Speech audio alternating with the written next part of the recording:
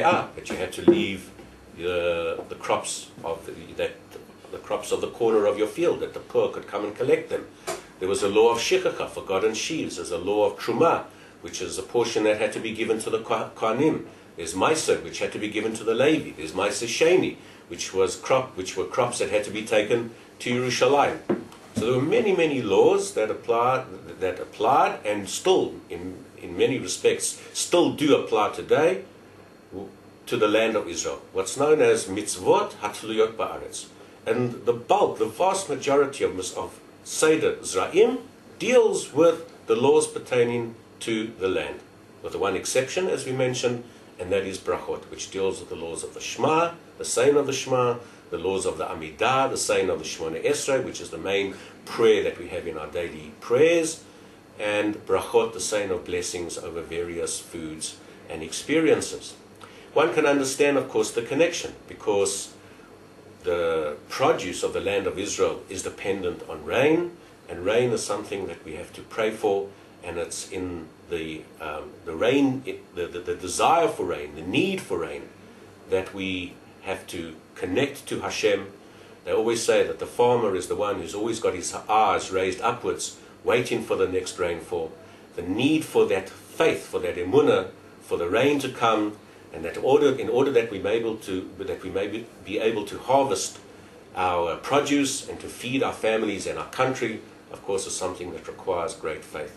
So therefore, before we start talking about the laws of agriculture, we start talking about that law which gives us that faith, in which we present our petitions to Hashem to pray for the rain.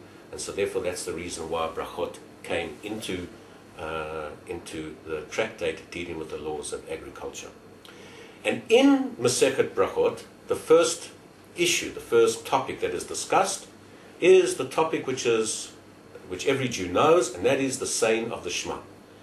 We know that we say the Shema many, many times during our life. We say it before we go to sleep. Jews have said it when they've been on the way to die for their Judaism. But there is actually an obligation to say the Shema every day. The Torah tells us, that you should say the Shema when you go to sleep, and when you rise up. And from that, our rabbis learned what it means is that you say the Shema in the morning, and that you have to say the Shema in the evening. So the first Mishnah in Masechet Berachot is going to deal with the obligation that we have to say the Shema. And it starts like this. Ma'ematai korin et Shema ba'arvit. When do we start saying the Shema at night? The Gemara notes that there seems to be something missing from this Mishnah. The Mishnah says, from when do you start saying the Shema at night? There's a certain implication that is not written in the Mishnah. The Mishnah should first tell us that there is an obligation to say the Shema, and then once we know that there's an obligation to say the Shema in the night and the day, so then we would say, and from when? From when do we start saying the Shema at night? It seems a little strange that the Mishnah begins its law by saying when. It should first tell us in a way what. This question is noted by the Talmud, and the Talmud says that the Mishnah didn't have to tell us that, because that we already know from the Torah. That there is an obligation to say the Shema in both the night and the day, that we already know. It says in the Shema, B'shochbecha uvekomecha, that the Shema must be recited when you go to sleep, in other words, meaning the night, and when you get up, meaning the day. And so we already know that. And why is it that we start with the one at the night at first? Why don't we start with the Shema in the morning? So that the Talmud says is also implied in that verse. It says, B'shochbecha, when you go to sleep, meaning the night, uvkomecha, and when you get up. So we see that the verse itself tells us that we first start talking about the Shema of the night, and then we start talking about the Shema of the day. The Talmud also brings another verse to teach us that in Jewish law in general, not only pertaining to the Shema, the day always follows the night. That is the verse of Vayhi Erev Vayhi Voker. When God was creating the world, it says, and it was night and it was day. Yom Echad, one day. So from that verse we see that pertaining to most laws in Torah, that the night comes before the day. So that's the introduction to the question of the Talmud. The Talmud, the Mishnah understands that there is a basic obligation to recite the Shema at night, and we know that we have to start talking about the night first, because that's what the Torah tells us, when you go to sleep and then when you wake up. And so therefore what the Mishnah is interested in, when does the night begin? When does the night start? At what point does the obligation begin?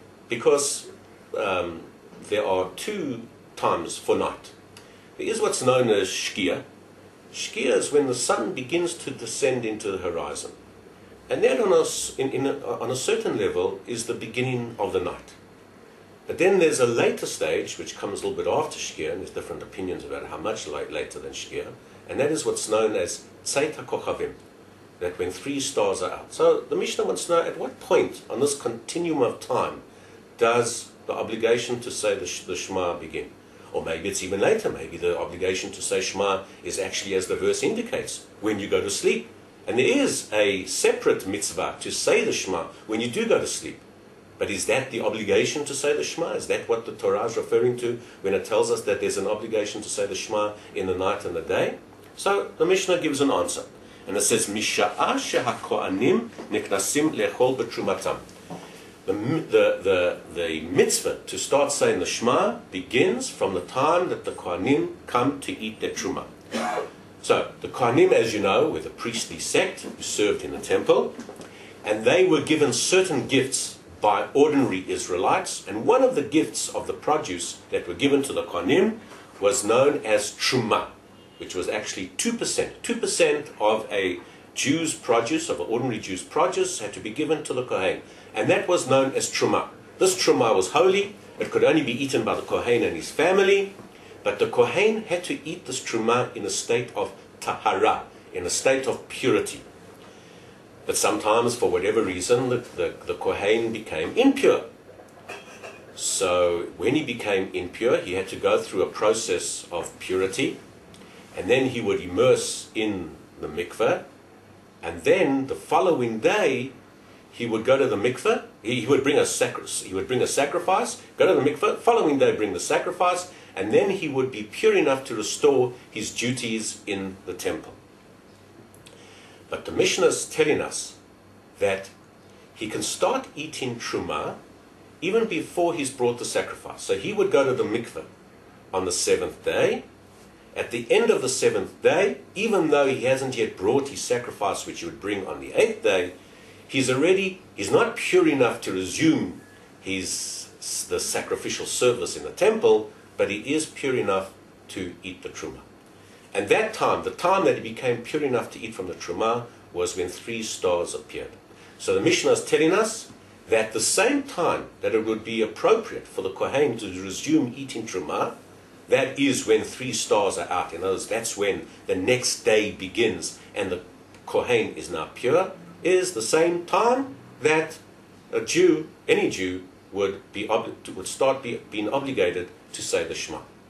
So what it really means is that the time that the obligation to say the evening Shema is at the time which is known as Tzeit HaKochavim, the appearance of 3 medium-sized stars in the sky. So the question that the Talmud asks is, why doesn't the Mishnah just tell us that? Why doesn't the Mishnah just tell us that the time for saying the Shema is at the appearance of the 3 medium-sized stars? Why does it have to use this image of that at the time that the Kohanim come to bring, are able to eat their Truma? So the Talmud says that because the Mishnah was written in shorthand, the Rabbi Yehuda Nasi structured the Mishnah in such a way that whatever we could learn by the way, we try to learn by the way in the Mishnah as well. So this is an example that we really want to learn one thing, and that is, when's the time that we say the Shema? But whilst Rebbe is teaching us when is the time to say the Shema, he's bringing in something else by the way and teaching us another law by the way. And what is that